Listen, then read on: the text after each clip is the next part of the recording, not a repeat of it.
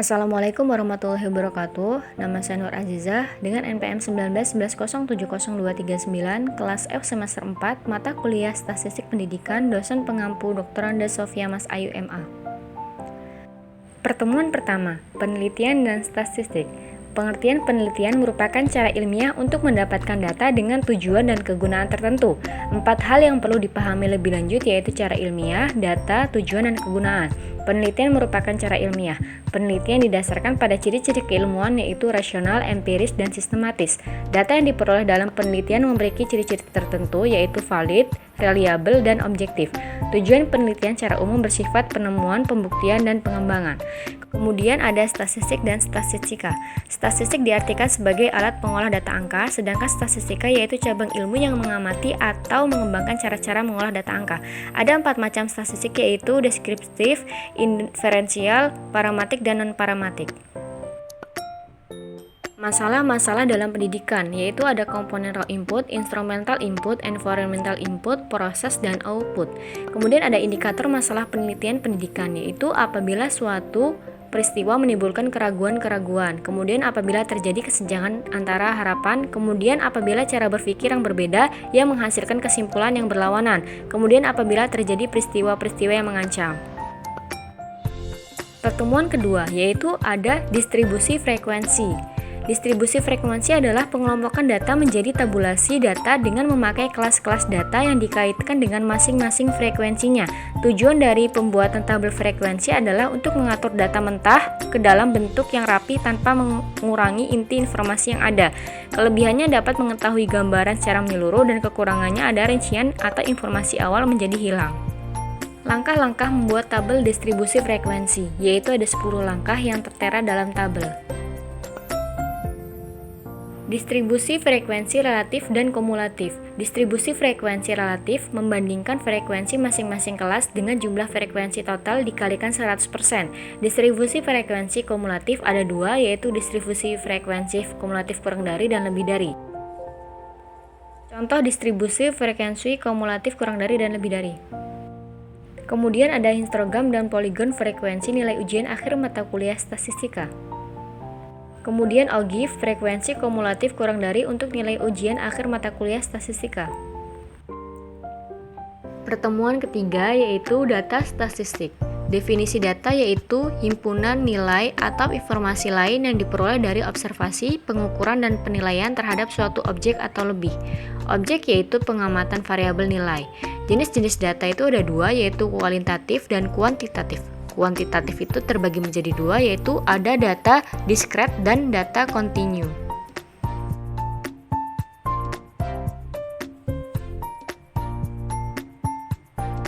Sumber data statistika yaitu ada data primer dan data sekunder.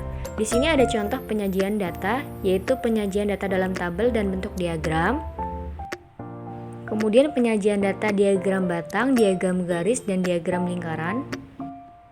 Kemudian ada penyajian data histogram dan poligon frekuensi. Pertemuan keempat, ukuran pemusatan data. Ukuran pemusatan merupakan ukuran-ukuran dari sebuah kelompok data yang dapat mewakili ciri-ciri dari sebuah populasi. Ukuran tersebut yaitu ada mean, modus, median, kuartil, desil, dan persentil. Jenis data ukuran pemusatan yaitu data tunggal dan data berkelompok. Kemudian ada rumus rata-rata atau mean data tunggal. Kemudian modus data tunggal. Modus yaitu nilai yang sering muncul ditentukan dari banyaknya nilai yang ada dari sederetan kelompok data. Kemudian ada median atau nilai tengah. Median yaitu nilai yang terletak di tengah-tengah deretan kelompok data. Data tunggal nilai bisa ganjil ataupun bisa genap. Kemudian ada rumus rata-rata atau mean data berkelompok, kemudian modus data berkelompok, dan rumus mean yang sudah tertera dalam tabel berikut. Selanjutnya menghitung kuartil, desil, dan persentil. Suatu himpunan data membagi himpunan atas 4 bagian yang sama. Nilai-nilai ini disebut kuartil dan dinyatakan dengan Q1, Q2, dan Q3. Suatu himpunan data membagi data atas 10 bagian yang sama disebut desil dan dinyatakan dengan D1, D2, D3, dan seterusnya. Kemudian suatu himpunan data membagi data atas 100 bagian disebut persentil dan dinyatakan dengan P1, P2, P3, dan seterusnya. Pertemuan kelima, ukuran penyebaran data, yaitu suatu ukuran yang menyatakan seberapa besar nilai-nilai data berbeda atau bervariasi dengan nilai ukuran pusatnya atau seberapa besar penyimpangan nilai-nilai data dengan nilai pusatnya. Macam-macam ukuran yaitu 1 jangkauan, 2 simpang rata-rata, 3 simpangan baku, 4 kuartil, 5 persentil, 6 konvensional variasi, 7 angka baku. Pertemuan ketujuh, yaitu ada populasi dan sampel. Pengertian populasi yaitu keseluruhan individu atau objek yang diteliti dan memiliki beberapa karakteristik yang sama. Kemudian pengertian sampel yaitu bagian dari jumlah dan karakteristik yang dimiliki oleh populasi tersebut. Alur pengambilan sampel, yaitu ada populasi, from sample, sampel, unit eksperimen, penentuan sampel, penelitian. Syarat utama sampel representatif, yaitu apabila kecenderungan sampel yang mendekati keadaan identik populasi. Kerepresentatifan sampel dipengaruhi yaitu homogenitas populasi, jumlah sampel yang dipilih, banyaknya karakteristik subjek, kemudian adekusitas teknik pengambilan sampel.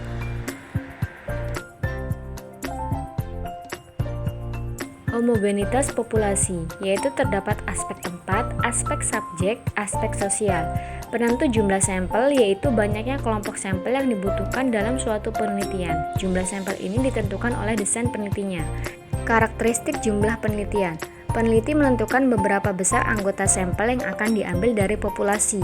Kemudian teknik pengambilan sampel, yaitu teknik pengambilan sampel yang didasarkan atas probabilitas bahwa setiap unit sampling memiliki kesempatan yang sama untuk terpilih menjadi sampel.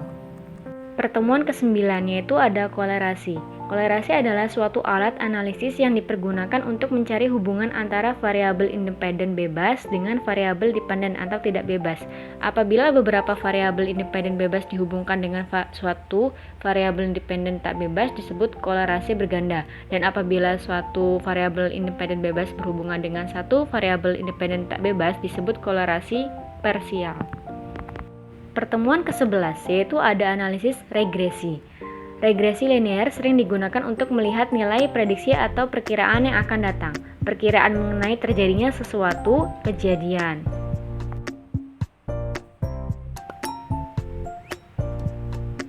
Melihat pengaruh variabel bebas, yaitu ada berdasarkan jumlah variabel bebas, kemudian berdasarkan sifat hubungan kedua variabel yaitu bersifat linear dan bersifat non-linear.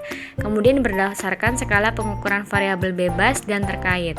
Kemudian variabel Y yang dinyatakan diramalkan disebut variabel tidak bebas, sedangkan variabel X yang dinyatakan digunakan untuk meramalkan nilai Y yang disebut variabel bebas. Terima kasih. Wassalamualaikum warahmatullahi wabarakatuh.